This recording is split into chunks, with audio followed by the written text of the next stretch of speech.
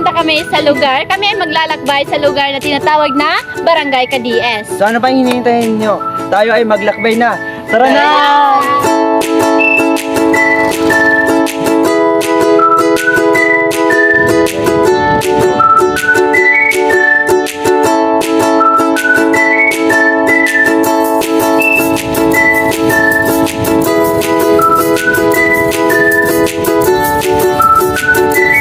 At ngayon kami ay napahinto dito upang tingnan ang mga tanawin dito sa Cadiz.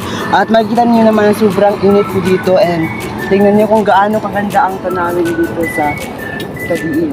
So, isa ito sa kanilang mga kabuhayan dito ay tinatawag nilang tuho. At sa dito naman sa bandang kanan ay ito yung kanilang tinatawag na mais. Tara na. Dito ito po yung tinatawag nilang mais. Ito po yung mais nila dito. At doon naman, ito yung kanilang palm oil.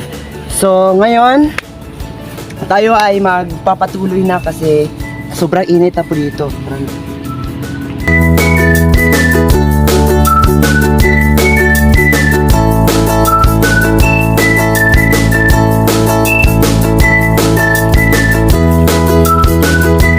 So, ito guys, tinatawag na ube. Sobrang sarap.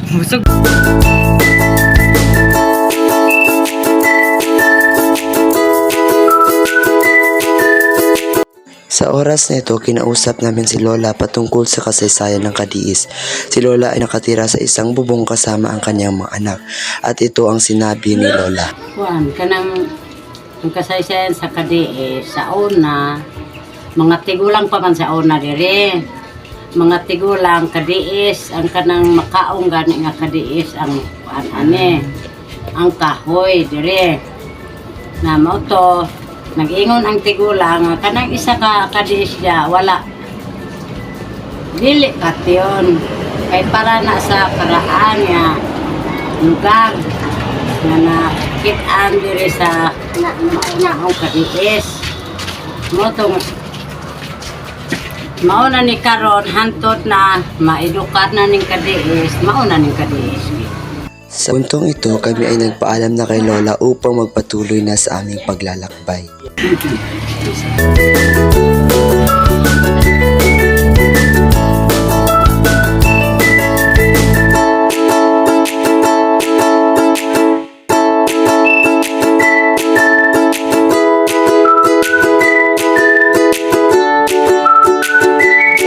Ito po yung kanilang mga rules. Nakikita natin mga dami pa sila.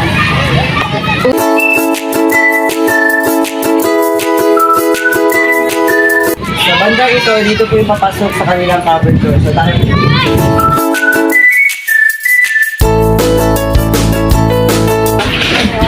gaano kalaki ang kanilang cover door at napakaganda.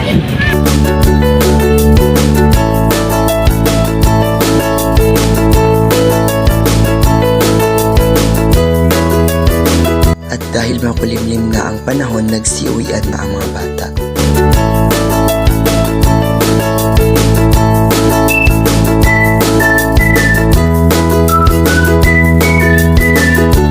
Sa puntong ito, kami ay nagpatuloy ng maglakbay at pumunta sa isang nakatagong lugar kung saan naninirahan ng ating mga kapatid na Muslim.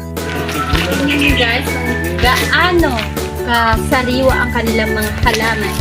Look.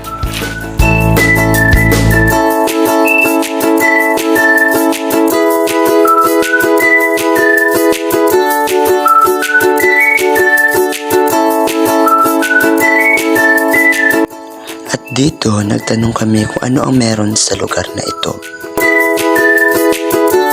Sa lugar na ito, dito karamihan naninirahan ng ating mga kapatid na Muslim.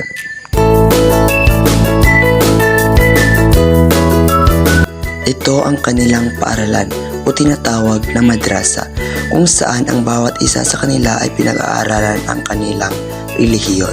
Dito na po nagtatapos ang aming paglalakbay at kami ay pauwi na sa aming mga tahanan. Bye!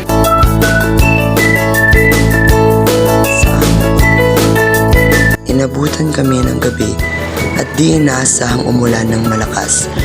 Kaya naman, naisipan naming sumilong at humanap ng mapagkainan.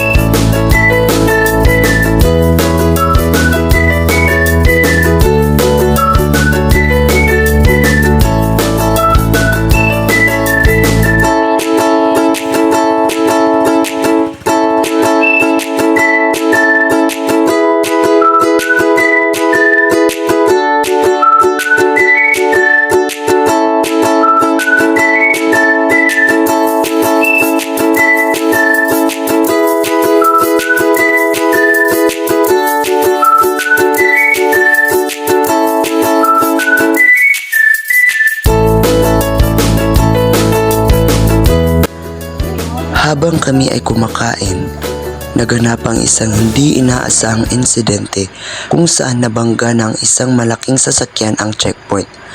Sa kabutihang palad, walang sino man ang nasaktan sa pangyayaring ito. At kami ay nagpaalam kay Lolo at Lola upang magpatuloy na sa pag-uwi.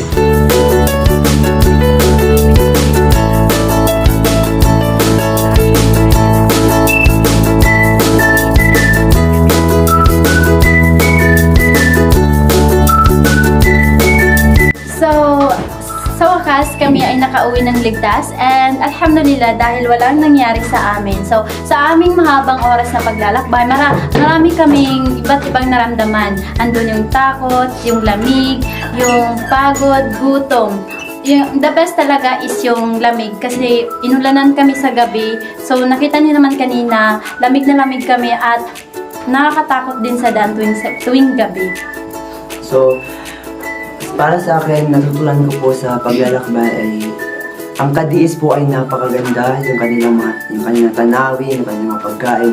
Yung mga tao po doon ay napakabait nila at sa kabila ng mga insidente ay kabuuan ay napakaganda po talaga and natutunan namin yung kultura, yung kabuhayan ng mga tao doon at kung mayroon lang kayong balak na puntahan, so ano ba yung hinihintay na pumunta na po kayo sa Cadiz?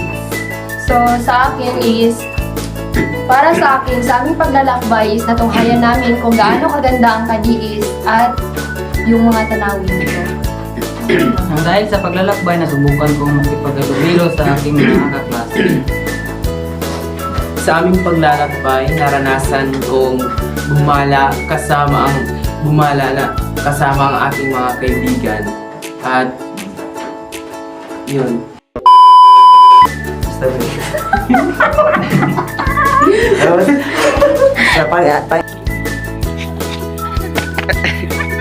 Ang nagpakitang gilas pa nga ang aming kasama, yung gita niya.